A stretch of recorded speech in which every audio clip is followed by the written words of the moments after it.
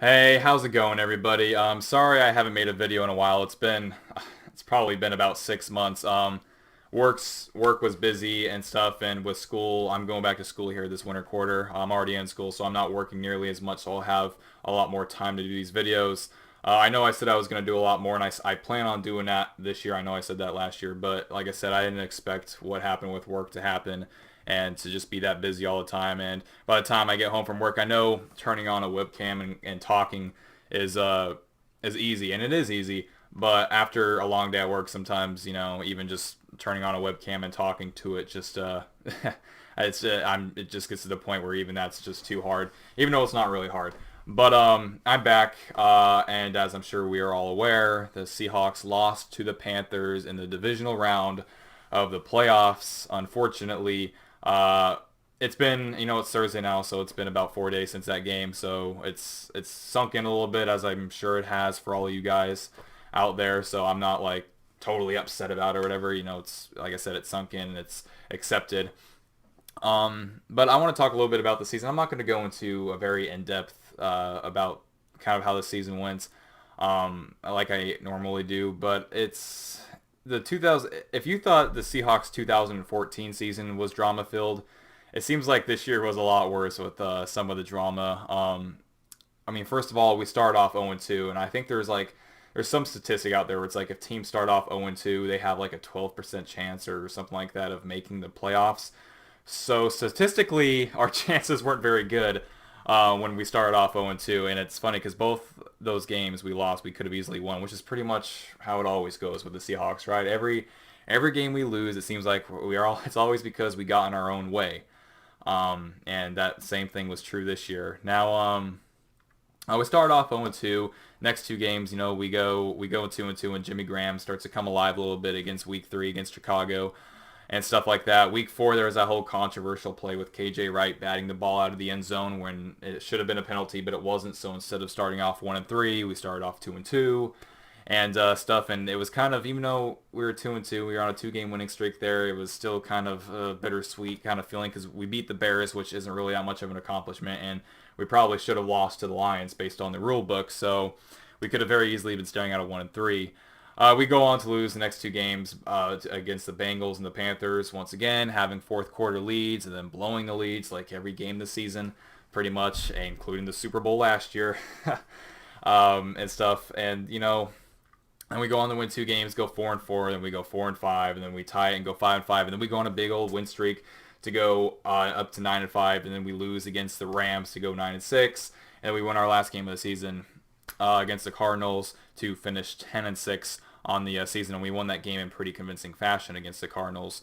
And I know that was a real fast way of kind of going over the season, but we all know what happened. I just want to talk a little bit about um, kind of what I kind of like, because I'm really looking forward to next season. I think we all are.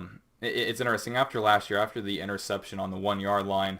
It left a bitter sweet. I think it left a really bitter feeling in all our mouths for a long time.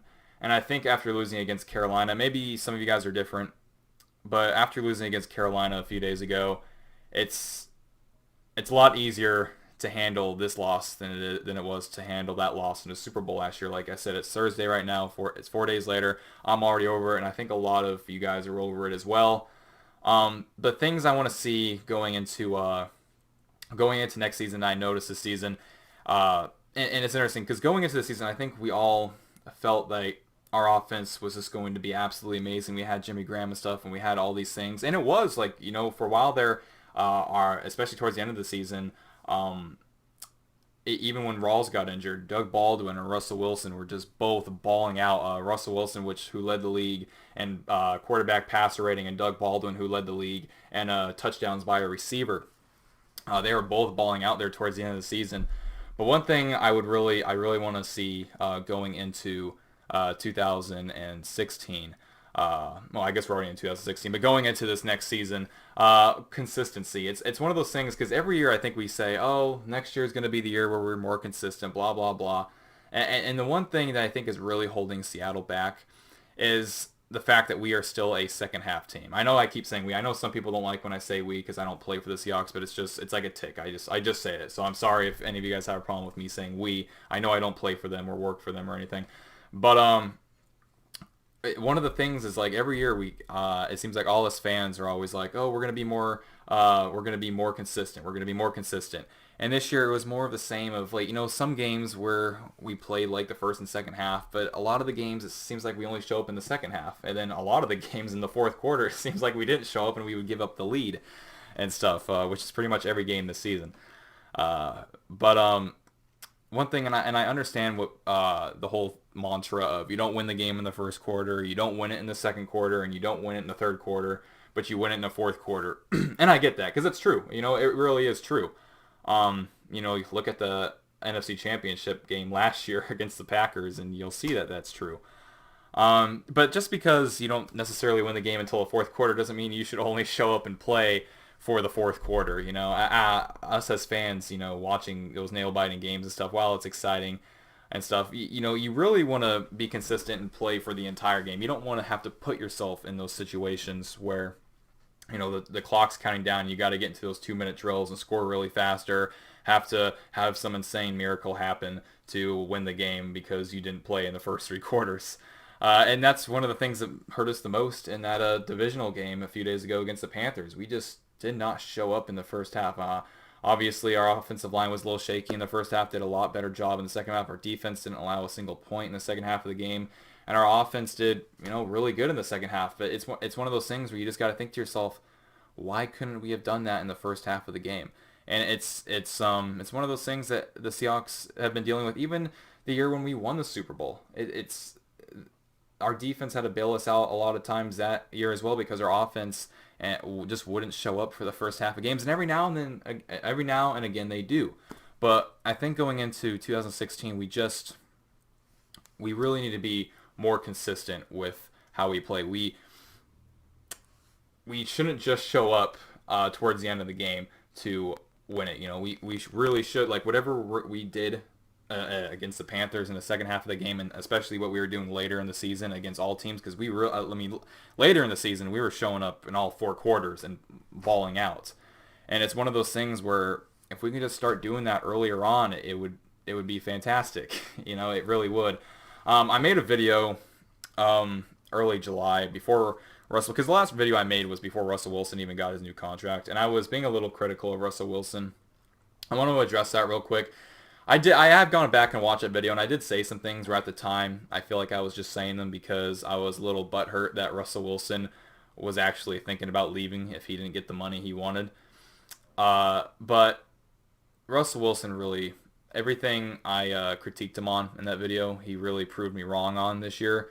And I am so happy to have Russell Wilson. I really am. I thought about taking that video down just because when I went back and watched it, I was like, I'm really stupid for saying these things, but I'm like, no, I'll keep it up just so just to go back every now and then and look at how stupid I look. But it's Russell Wilson really, really played great this season. He had a slow start, but just like everyone else on our team, including the defense, we all kind of started off slow this season. I think that Super Bowl hangover was really a factor this season, and it's interesting because a lot of magic and luck didn't really go our way this season. But at the same time, a lot of luck and magic did.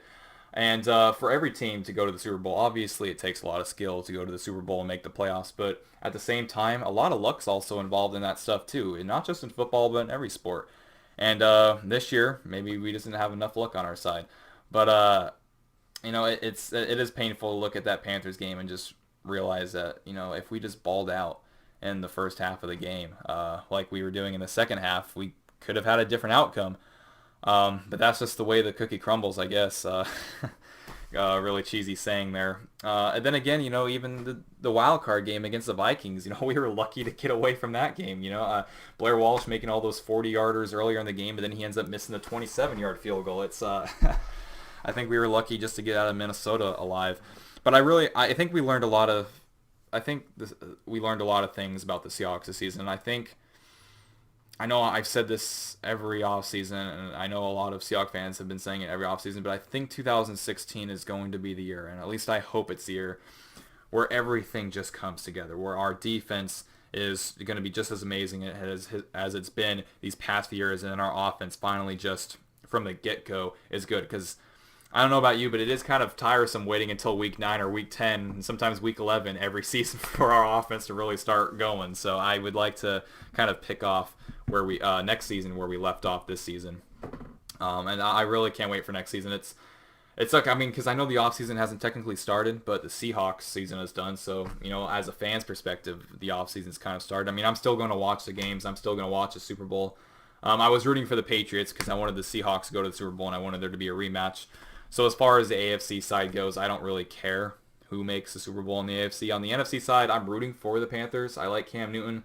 But if the Cardinals go, I would like that too, because I would like to see Larry Fitzgerald get a ring before he retires. He's too good of a player not to ever have a Super Bowl. Larry Fitzgerald is awesome, so if he got a ring, I wouldn't care.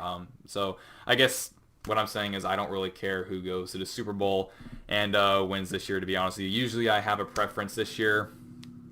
If Tom Brady wins it, he goes down as probably the best quarterback to ever play the game. If Peyton Manning wins it, he's probably going to retire and ride off into the sunset. If Cam Newton wins it, it's going to be like with Russell. He's going to be like what Russell Wilson was a few years back, where he's going to be a really young quarterback already winning a Super Bowl. I know Cam Newton's already has a year of experience ahead of Russell Wilson, but Cam Newton's still young. So getting a Super Bowl that young is obviously good. And if the Cardinals win it, like I said, Larry Fitzgerald and that young team of the Cardinals themselves they're winning a Super Bowl. So I don't really care who wins it. Either way, there's going to be some good storylines on whatever team wins it. But I really cannot wait for next season. This season was a disappointment, and there were a lot of things, like I said, that didn't go our way. But at the same time, there were a lot of things that did go our way, and it was a very interesting season. It really does suck though not to be able to go back to the Super Bowl, especially with the way Super Bowl 49 ended with that 1-yard interception. It really sucks that we didn't get to go back this year and rewrite our wrongs. But it was still a fun season to watch. It really was, and I really can't wait for next season, because I have a really good feeling about next season. Jimmy Graham's going to be back, and I think we're going to be seeing a lot more of him. And I think if our offense just picks up where we've left off this season, hopefully we're able to get going from the get-go. I think we're going to have a really special year next season. Anyway, like I said, sorry for the lack of videos. I will be making more, though. I'm not nearly working as much, so there will be more videos. I'd like to thank you guys all for watching this video, and go Hawks.